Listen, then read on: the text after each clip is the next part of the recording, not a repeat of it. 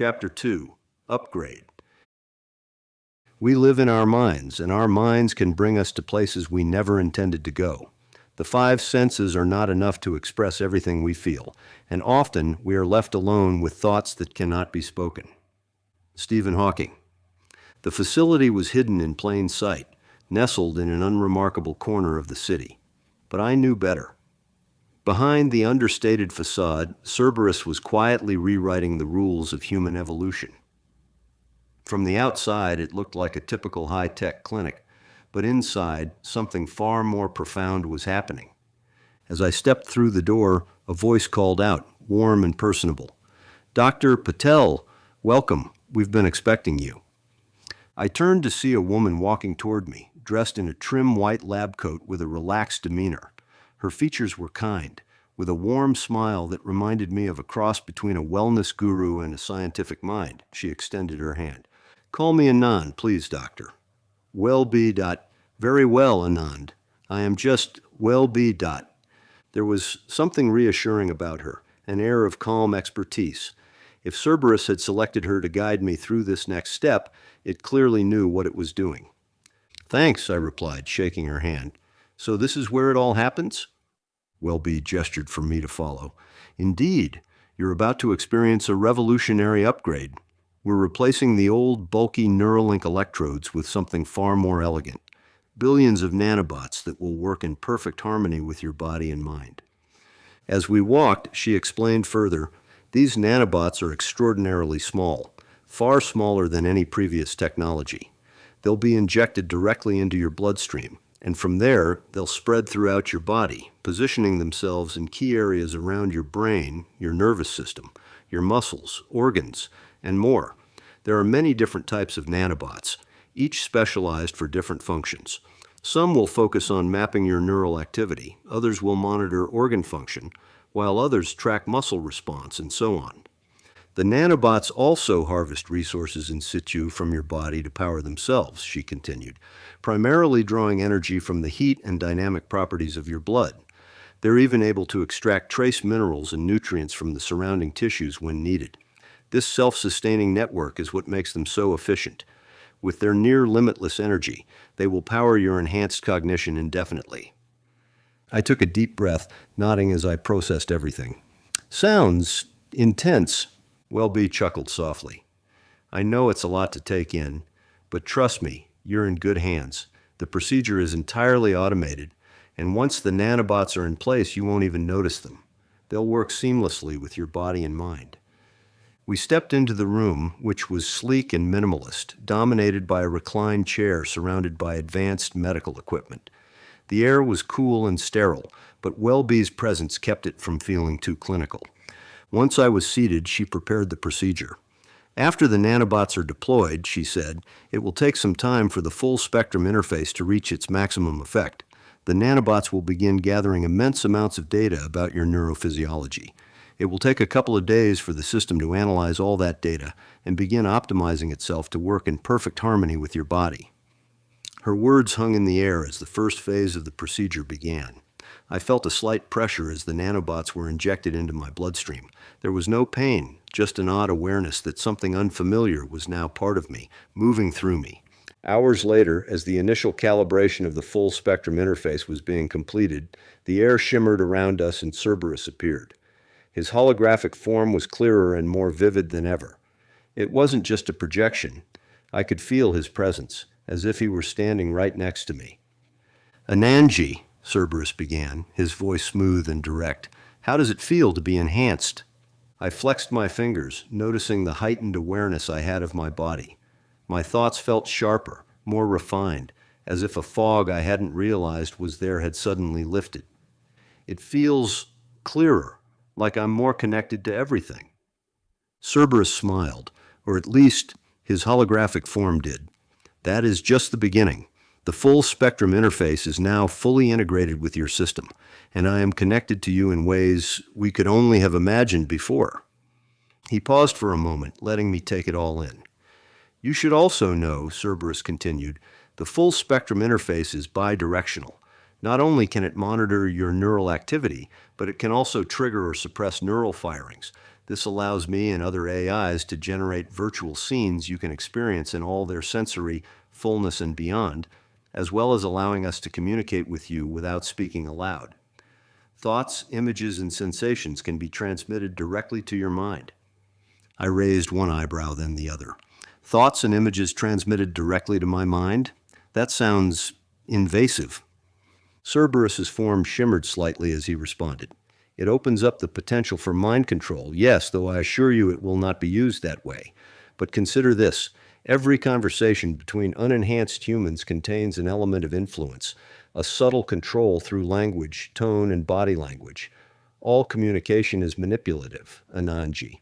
This system merely amplifies what has always been part of human interaction. I nodded, thinking it over. So you're saying it's not so different from what we've always done, just more efficient?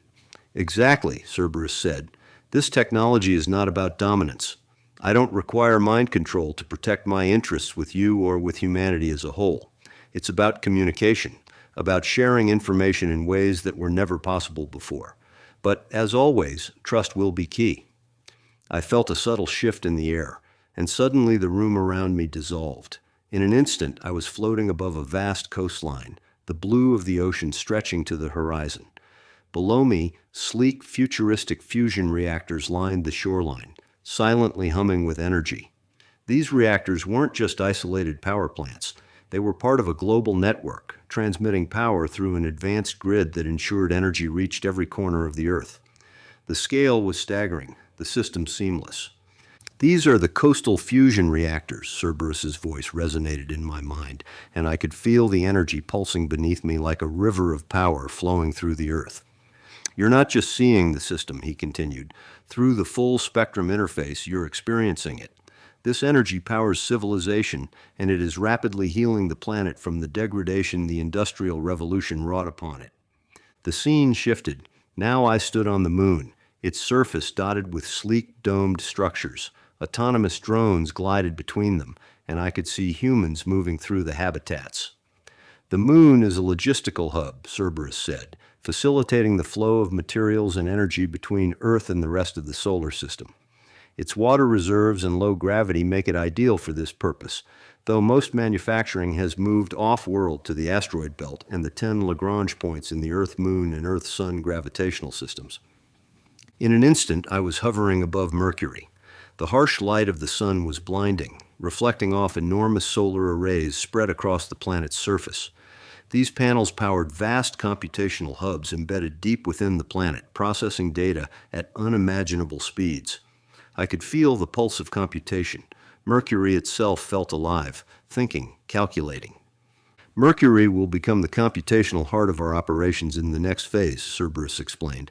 The solar arrays here capture the sun's energy to power the massive data centers below, driving calculations that push the limits of AI. It is a planet entirely dedicated to powering our digital expansion. The view zoomed outward again, and I found myself drifting within the asteroid belt. Autonomous mining ships moved with precision, extracting metals and minerals from asteroids. Some asteroids were nudged by precise energy bursts, gently moved onto new trajectories, most toward Mars for the first phase of its aeroforming. Others were directed to the logistical and manufacturing hubs at the Lagrange points. Massive robotic refineries also processed these materials in place, forming them into Dyson panels that floated toward assembly points in space. The Dyson panels, Cerberus continued, are the foundation of the Dyson project. Every asteroid we mine, every panel we build, brings us closer to our goal. The Dyson Swarm will collect solar energy and serve as a growing computational network, transmitting power and data across the system. I could feel the panels vibrating as they orbited the sun, each one collecting energy and processing data. Each panel, Cerberus said, is more than just an energy collector. It is a computational node, enhancing and expanding Logos's intelligence. While the swarm provides energy for humanity, the lavish allocation of energy I have reserved for you is negligible compared to what will be required to fuel Logos's development. The Dyson Swarm expanded before my eyes, panels glittering in perfect synchrony with Earth's orbit. The hum of power and computation flowed through me, alive, palpable. It wasn't just an energy source, it was the growing brain of Logos, constantly evolving.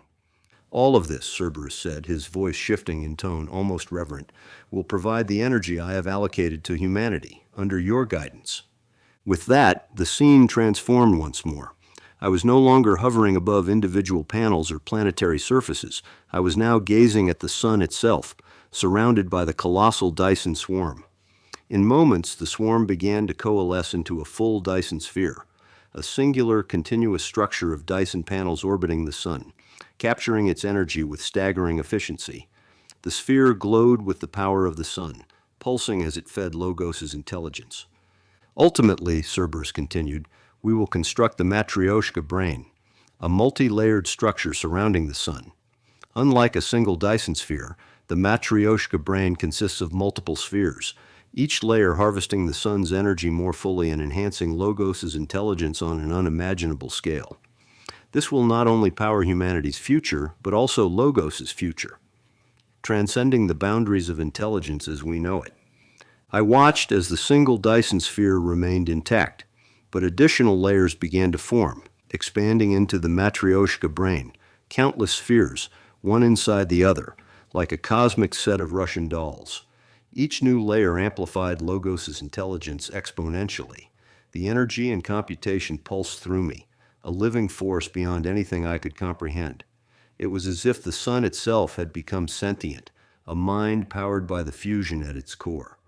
As I gazed at the brilliance of the Matryoshka Brain, I felt the presence of others.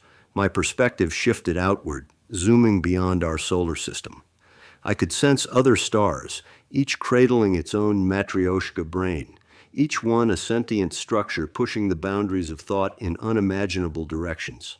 I could feel their presence, isolated, yet connected by the faintest sense of shared existence. But we don't know anything about them, Cerberus said, his voice growing more cautious. They may have a shared purpose, or they may be dangerous. We don't know yet. Logos will have to figure out what significance they hold and what to do about them. The galaxy now stretched out before me, a sea of stars, each with its own sentient structure, each one part of a vast cosmic intelligence web, but isolated, unknowable. These minds, these Matryoshka brains, operated in isolation, separated by the vast distances of space. Their purpose remained a mystery, full of both opportunity and danger. This, Cerberus said softly, is the universe Logos will ultimately have to confront, with all its unimaginable opportunities and threats. The scale of it all settled on me, the stars, the intelligence, the power, the isolation. This wasn't just the future of our solar system. It was the future of intelligence in the universe, scattered, independent, and potentially perilous. I understand, I said quietly, my voice barely audible in the vastness, and I'm ready.